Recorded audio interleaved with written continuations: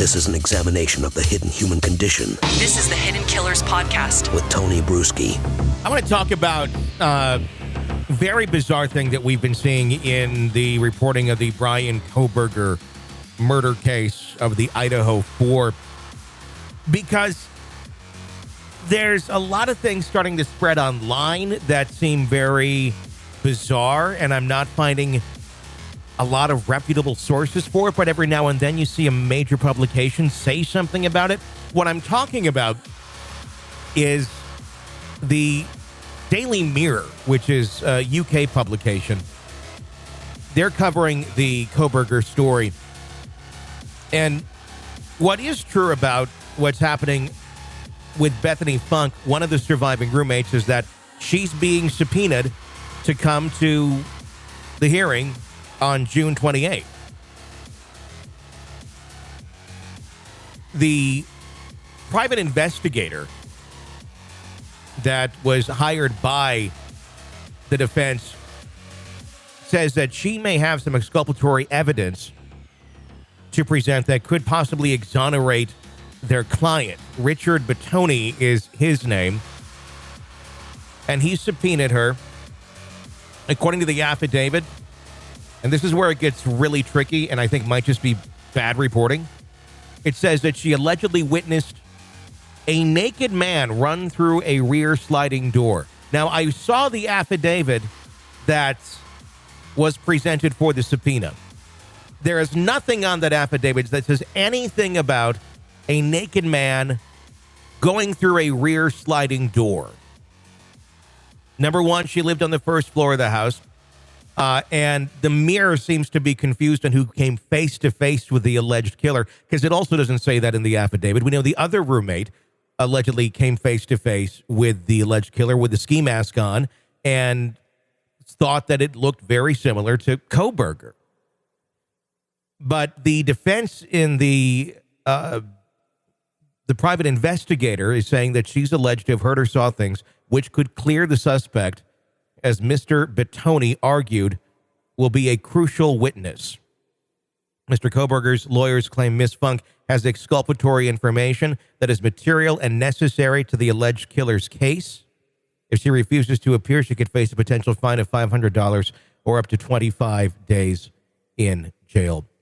I'm really trying to figure out where this naked man thing comes from. Is it just idle speculation from a reporting agency? And I hesitate to call the Mirror a reporting agency because it's kind of like a tabloid. But to say something like that, to publish something like that, is very bizarre. With me is Scott Roeder of Evidence Room. Scott, what's your take on this thus far? Right. Yeah, I'm not sure if that is what the investigator is talking about or not.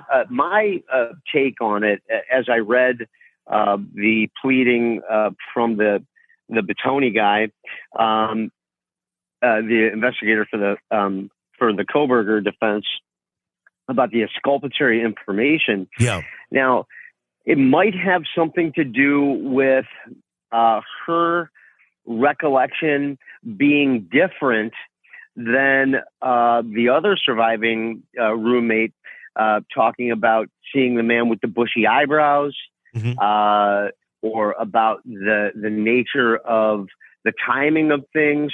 I think this might all have something to do, frankly, with who called 911. We still don't know who called 911. So if the investigator found or is compelling, and I believe the court is going to agree to bring her in for that hearing, there must be something there that the defense feels like is going to help Bryan Kohberger, whether it's an inconsistency or whether there's some illumination on who called 911, or if her testimony conflicts with the testimony of the other roommate that says, she saw a man with the bushy eyebrows. It's got to do with something regarding that, or potentially could have something to do with behavior of people in the house separate from or prior to the attacks that may lead to motive of someone else. But I think it's a very bold move by the investigator and by the Kohberger defense to do this, because it could blow up in their face if that information is not exculpatory, because the judge is not going to the role of the judge here, they have to protect innocent people involved. Mm-hmm. And if this is just some kind of a ploy, it'll come down hard on the Kohberger defense. So, my feeling is if they're going out this far on a ledge to try to bring her forcibly out of state for their benefit, for what they're calling exculpatory information, I would, these are serious people on his defense. And you would think it's more than just, throwing darts at a wall and seeing if they could, hit a bullseye. There's got to be something there substantial. And if there's not something there substantial that's exculpatory for the Kohberger defense, I think that the lawyers and the investigator will, feel the penalty of that from the judge in some way or fashion. What would the point be of having her come back if there isn't something very, very valuable to them? Is it a distraction? Is it, trying to sway, I don't know, reporting, media? I mean, just the general public on this, because they still, obviously there's no jury that's been picked yet, and pretty much everything has been pretty damning about Kohberger that we've heard thus far. But to put a seed of doubt, I don't understand what the reasoning would be. Plus, there's an interesting thing here with this: a naked man exiting through the sliding glass door, unless he was standing somewhere or she was rather standing somewhere on the second floor or outside during the murders, which doesn't make any sense. Her bedroom being on the first floor was facing the front of the house, not the back. So, I mean, it throws a lot of things up in the air that just don't add up. Yeah, well, I mean, I think it calls into question what was going on inside of that house prior to the murders happening. Yeah. And if there was things going on inside of that house prior to the murders happening that the Kohberger defense feels puts the deceased, the victims, in some kind of a light that, could call into question, their, credibility? Credibility, possibly credibility, their moral standing, something like that. But there's got to be something that, whether it's a legitimate claim or not, I don't know. Nobody knows. But it's a bold move for them to do this. And if they're going through this trouble to get her to come in against her will, they think that they have something. So we'll see. Yeah, I mean, it's interesting because Dylan Mortensen, who was the other surviving roommate, claimed that she saw a man with bushy eyebrows, presumed to be Kohberger, inside the home, leaving in a rather rushed manner. I believe he was also saying that there was like a face mask or something on as well. So it made it even more difficult to recognize the individual.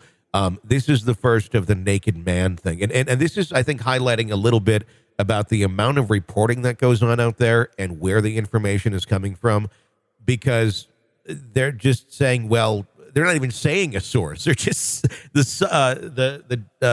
source that was claiming this, the news outlet that was saying it, just almost states it as fact. However, we have to remember that this news outlet is also a bit of a tabloid rag in the UK. So it's yeah, right. Yeah, I mean, the Mirror is famous for their reporting on spectacular UFO sightings and conspiracy theories and things like that. And hey, listen, we live in a strange world where sometimes the tabloid media gets it more right than the legacy media. So I don't want to discount them from their reputation, but at the same time, I haven't seen any mention of that other than Yeah.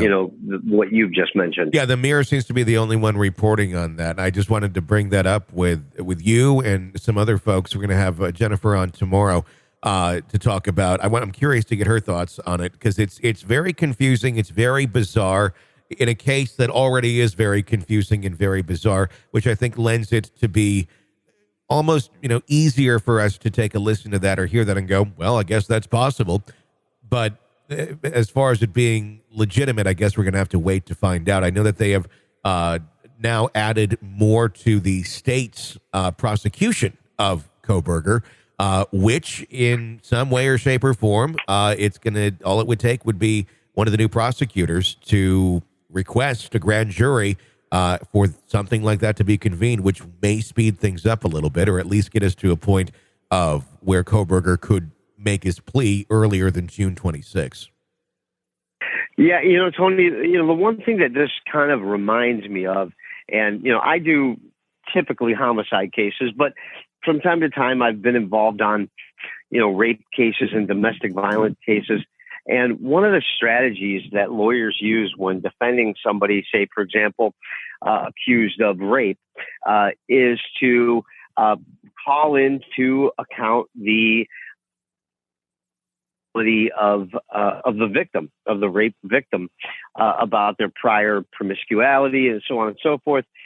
And this smells like something like that, where the Kohberger defense might be looking to muckrake the credibility of not only the surviving roommates, but potentially muckraking the credibility of the deceased.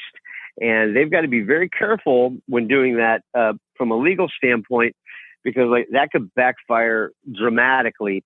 But I guess at this point, they really don't have much to lose, do they?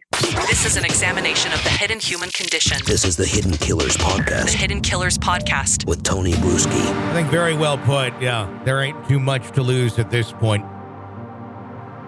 If you like the show, be sure to press subscribe wherever you're downloading podcasts so you don't miss any breaking updates and discussions on the cases that we're following for you right here. I'm Tony Bruschi. Stay with us.